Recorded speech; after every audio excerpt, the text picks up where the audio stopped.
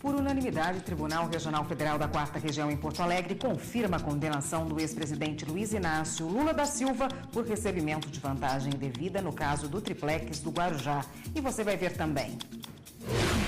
MPF encaminha ao STJ manifestação contra a suspeição do juiz federal Sérgio Moro feita pelo ex-deputado Eduardo Cunha. Pedido de urgência na decisão sobre o leilão dos bens de Sérgio Cabral e Adriana Anselmo. Sem legislação específica, convenções, tratados internacionais e recomendações da ONU protegem mulheres da violência obstétrica no Brasil. E mais da metade dos eleitores brasileiros já procurou a Justiça Eleitoral para fazer o recadastramento biométrico. Essas e outras notícias agora no Jornal da Justiça.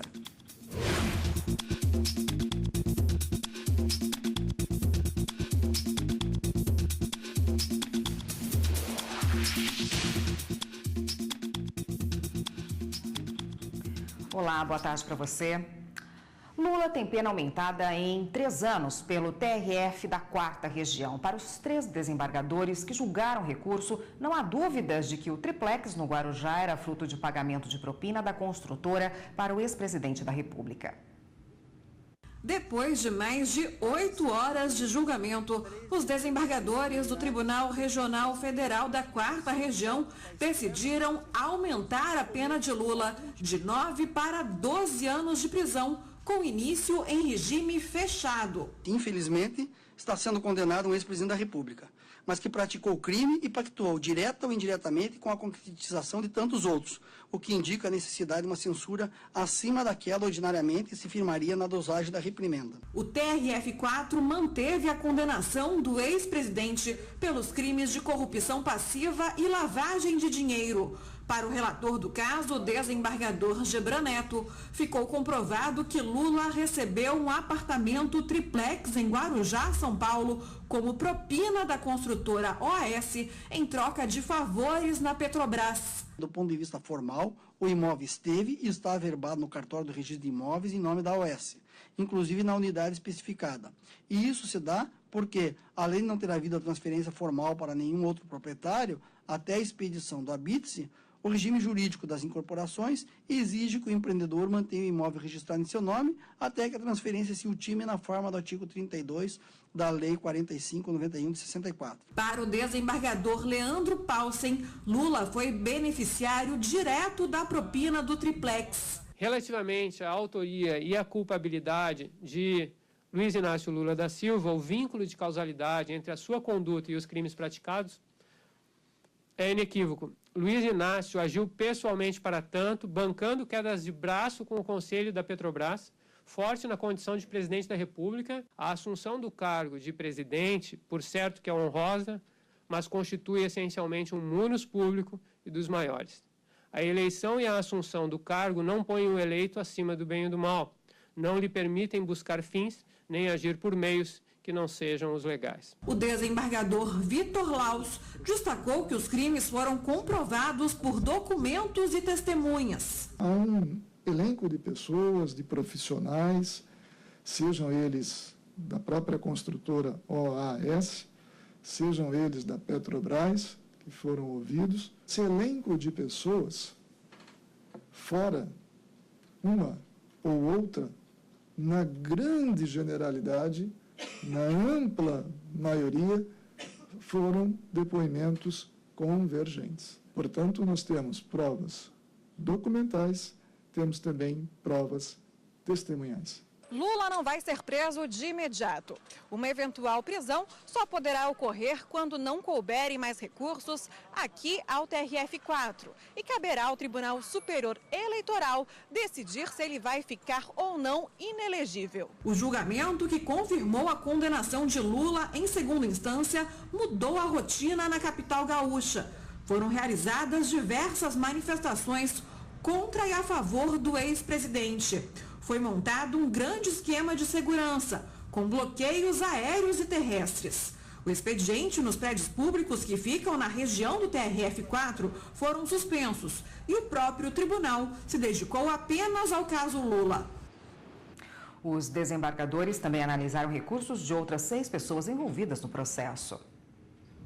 Entre os réus que também tiveram o processo analisado pelo Tribunal Regional Federal da 4ª Região estão o ex-presidente da OAS, Léo Pinheiro, e o ex-diretor da empreiteira, Agenor Franklin Magalhães Medeiros. Os dois tiveram as penas reduzidas pelos desembargadores que levaram em conta a colaboração premiada feita por eles.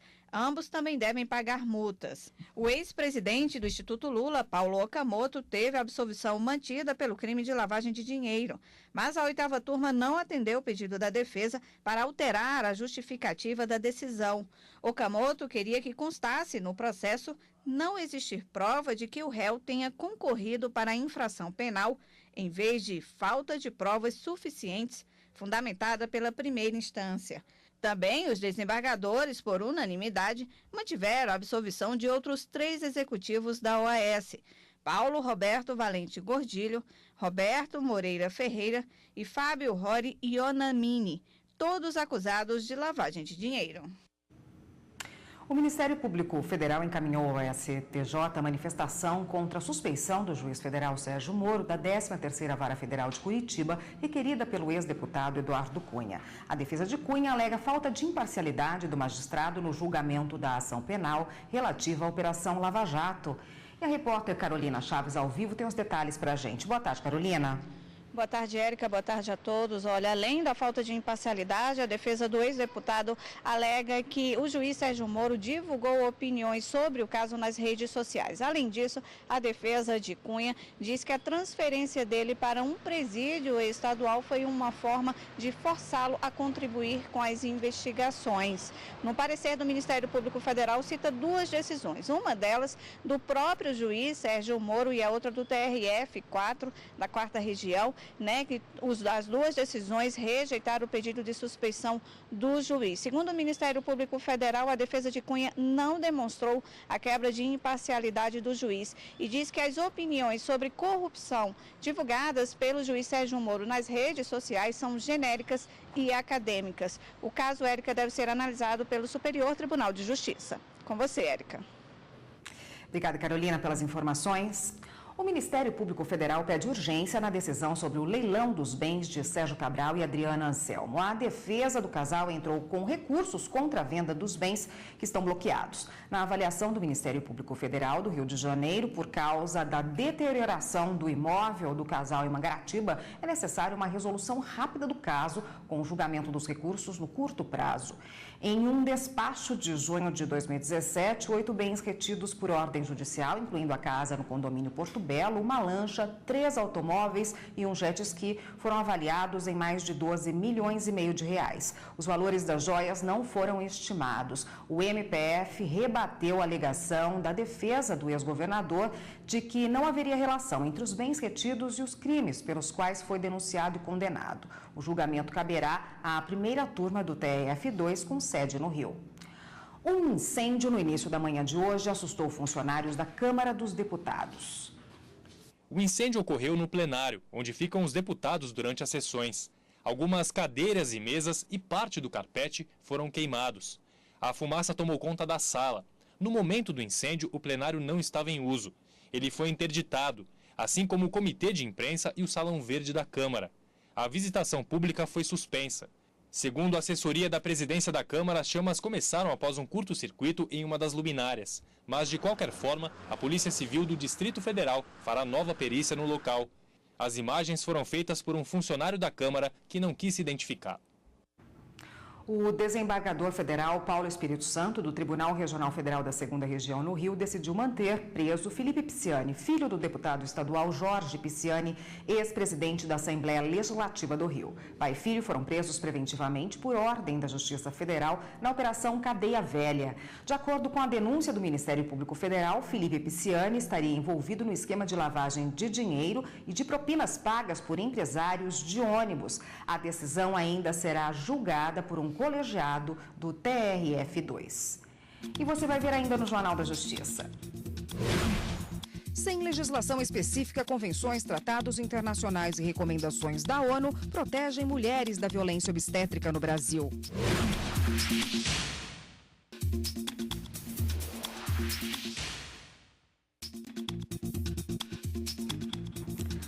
No exercício da presidência do STJ, o ministro Humberto Martins recebeu na manhã de hoje o presidente interino da República, Rodrigo Maia. O encontro foi para discutir a proposta de emenda à Constituição que cria um filtro de relevância para os recursos especiais.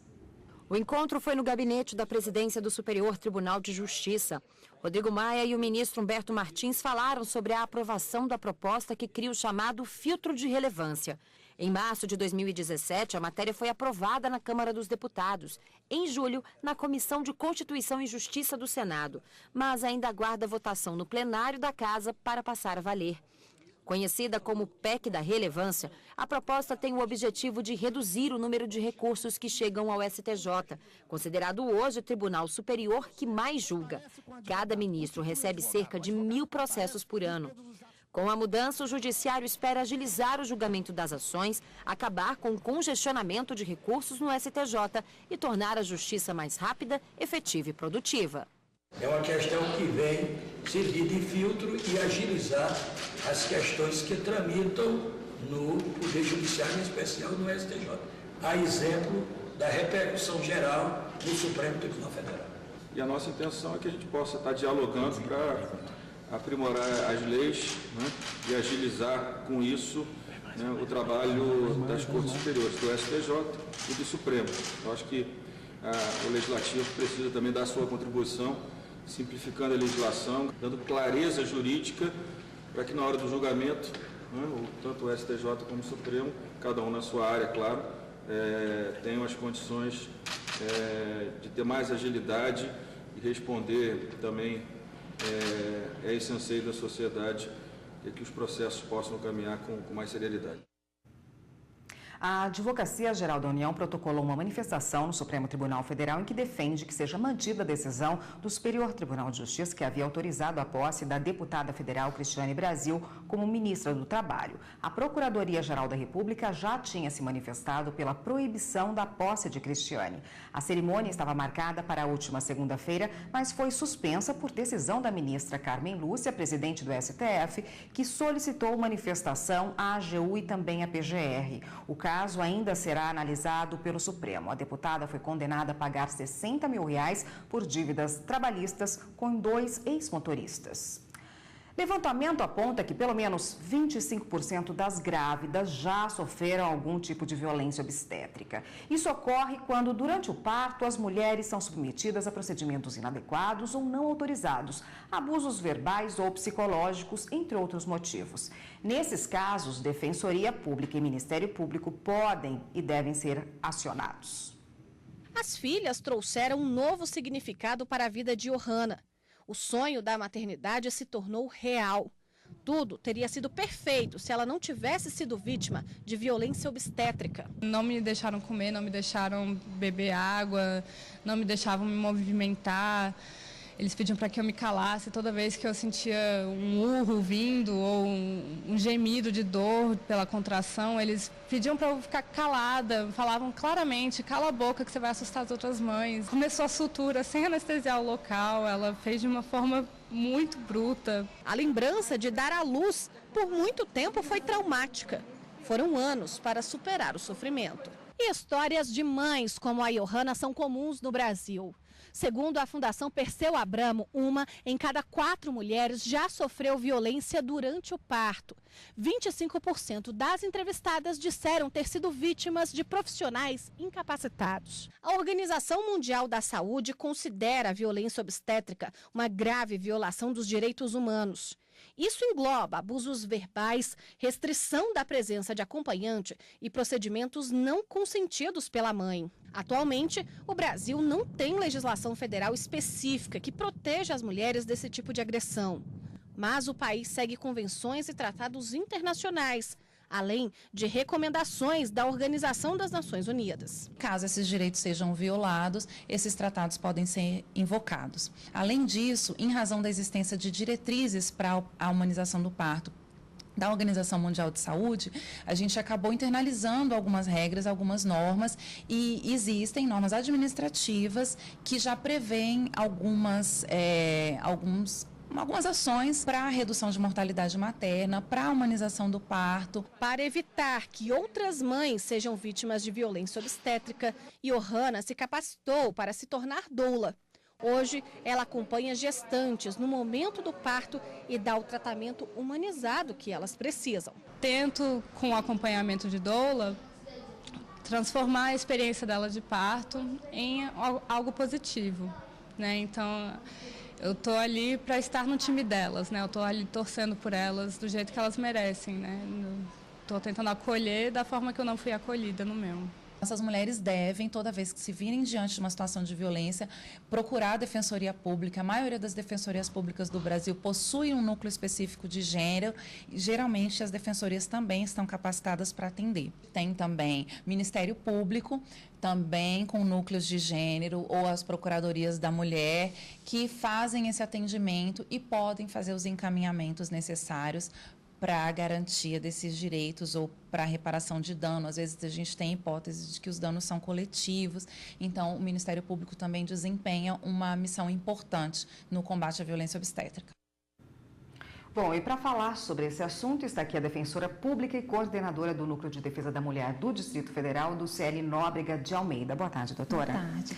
Bom, a gente viu aí na reportagem, né, explicado da Evne, mas a gente gostaria que a senhora explicasse melhor o que é a violência obstétrica, porque as mulheres e a sociedade em geral tem dificuldade, às vezes, de saber o que é. Parece que é só uma coisa muito brutal, mas não, pode ser muita coisa a violência. Sim, Érica. A violência obstétrica, ela consiste numa violência direcionada à mulher na condição de gestante ou de parturiente, que pode consistir em um tratamento desumanizado, numa patologização de um processo natural, de um excesso de medicalização, e tudo isso interfere na autonomia da mulher. Pode sim ser violência física, violência moral, violência psicológica. Então, é um conjunto de ações que pode configurar, sim, violência obstétrica. Hoje, quais são as principais ações denunciadas aí? Quais os principais atos que configuram a violência obstétrica denunciada? As mais comuns, que inclusive contribuem para a mortalidade materna, são a episiotomia sem necessidade, que a OMS recomenda apenas 10% dos casos, e muitas vezes esse número é bem maior, às vezes sem esclarecimento e sem consentimento da mulher. Cesáreas desnecessárias, também manobras de cristela, que é uma manobra em cima da barriga da mulher, que pode gerar até um traumatismo na criança. Então, essas são a parte pode consistir em violência física se for feita desnecessariamente. A violência nem sempre é física, como a senhora já bem lembrou, né? Pode ser psicológica, né? Como a mulher identifica isso? E às vezes ela está tão fragilizada que ela não identifica, mas um acompanhante pode notar isso, não? Sim, a violência pode ser moral e psicológica também, como por exemplo, xingamentos, dizer coisas agressivas à mulher, como na hora de você fazer, você não gritou, mandar a mulher ficar calada, como já escutamos vários depoimentos de mulheres que passaram por esse tipo de tratamento, que é desumanizado na hora, que é um momento tão especial da mulher, que ela está ali fragilizada, enfim, e que isso fere a autonomia da mulher, a qualidade de vida da mulher, e pode sim ensejar uma reparação por danos morais, dependendo do que ocorreu. Ter um acompanhante na hora do parto é um direito da mulher também, sim, não é? Desde 2005 tem uma legislação federal que autoriza, que dá esse direito à mulher. E a gente entende que negar o direito ao acompanhante também é uma forma de violência. Mesmo se for numa enfermaria, por exemplo, que a mulher esteja, já vimos casos aí denunciados de que a mulher estava numa enfermaria e que não se permitia a entrada de homem ali, do marido, por exemplo, porque eram mulheres que estavam, as parturientes, esperando. Isso também feria um direito? A legislação é clara. A mulher, durante o parto, ela tem o direito de escolher o seu acompanhante, o acompanhante de sua escolha. Então, casos pontuais, casos concretos devem ser levados ao conhecimento das autoridades para verificar se realmente houve aí uma violação de direitos humanos. Onde e como se denuncia esse tipo de fato? Olha, existem 3 tipos de esferas. Existe a esfera administrativa, a esfera civil e a esfera penal. Então, uma violência obstétrica, ela pode ensejar, por exemplo, uma denúncia no conselho de classe, como o Conselho Regional de Medicina, o Conselho Regional de Enfermagem, dependendo do profissional de saúde que praticou, e ali ele pode sim, se ficar comprovado, receber uma sanção administrativa, como a suspensão do registro, ou até mesmo a cassação, dependendo da gravidade. A esfera civil consiste na reparação pelos danos causados. Pode ser até um pensionamento vitalício em caso da mortalidade. pode ser, enfim, reparação por danos morais ou materiais, tanto seja contra o Estado, no caso de ter sido contra a rede pública, como na rede privada, que aí é regulado pelo Código de Defesa do Consumidor.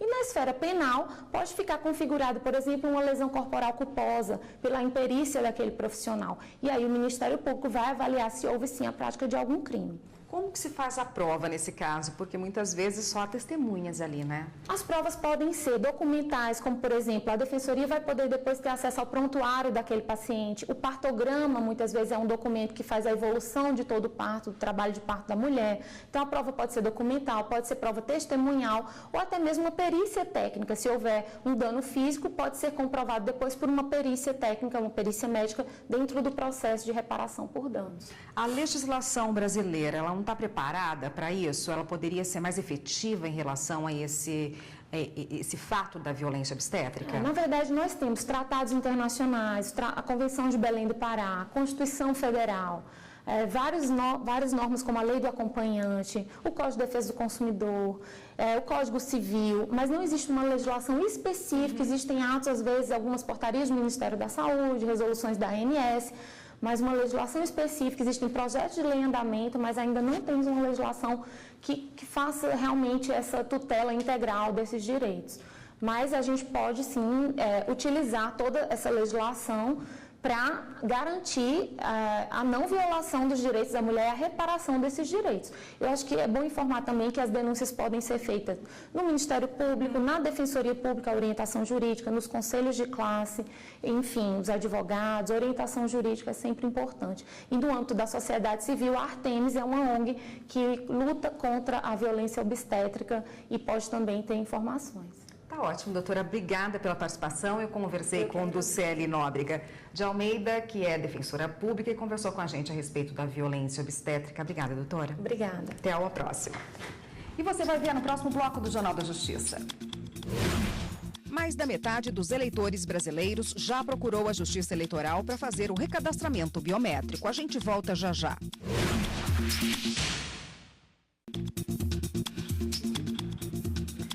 Produto com validade vencida não é suficiente para configurar crime na relação de consumo. Esse é o entendimento dos ministros do Superior Tribunal de Justiça. Por unanimidade de votos, os ministros da 5ª turma do STJ trancaram a ação penal de 3 pessoas denunciadas por crime contra as relações de consumo. Os indícios apontam que elas teriam vendido produtos alimentícios com prazo de validade vencido. De acordo com o processo, os denunciados tinham em estoque para venda aditivos e matérias-primas para a fabricação de linguiças fora do prazo de validade. O Tribunal de Justiça de Santa Catarina negou o pedido de trancamento de ação por entender que o fato dos produtos estarem com o prazo de validade vencido já configura crime formal de perigo abstrato ou presumido, o que dispensaria a realização de perícia. Os acusados recorreram da decisão. O caso veio parar no STJ e o relator do processo, o ministro Ribeiro Dantas, não teve o mesmo entendimento da Justiça Estadual. Para o magistrado, é indispensável a realização de exame pericial para atestar se a mercadoria está imprópria para consumo. Porém, no caso apreciado, a fiscal que fazia a inspeção no estabelecimento comercial incinerou os produtos considerados impróprios no mesmo dia da apreensão, o que impossibilitou a realização da perícia. Por conta da inexistência da prova pericial, a 5ª turma entendeu que faltou justa causa para a ação penal. Mais da metade dos eleitores brasileiros já procurou a Justiça Eleitoral e fez o recadastramento biométrico. Por meio da digital, o eleitor é identificado no dia da eleição. A campanha está no ar e os brasileiros estão entendendo o recado. A cidadania está na ponta do seu dedo também. A digital de cada um faz a diferença. O recadastramento biométrico possibilita a identificação do eleitor pelas digitais antes do voto. Na última segunda-feira, a Justiça Eleitoral divulgou que mais da metade dos eleitores já fizeram o recadastramento. A implantação é gradual desde 2008. Até agora, 6 estados e o Distrito Federal já concluíram a biometria de todos os eleitores. São eles: Alagoas e Sergipe, que terminaram em 2012, Amapá e Distrito Federal em 2014 e Goiás, Tocantins e Roraima, em 2017. A identificação pelas impressões digitais atingiu mais da metade dos eleitores brasileiros. O número, 73.638.970 eleitores. A previsão da Justiça Eleitoral é que todo o eleitorado do Brasil esteja cadastrado em 2022. As metas de cadastramento para os próximos anos são as seguintes: quase 10 milhões de eleitores neste ano, praticamente 21 milhões e meio em 2019, 10 milhões e 700 mil em 2020, pouco mais de 19 milhões em 2021 e 10 milhões e 300 mil em 2022. Esta edição do Jornal da Justiça fica por aqui. Uma boa tarde para você. A gente se vê novamente amanhã. Até lá.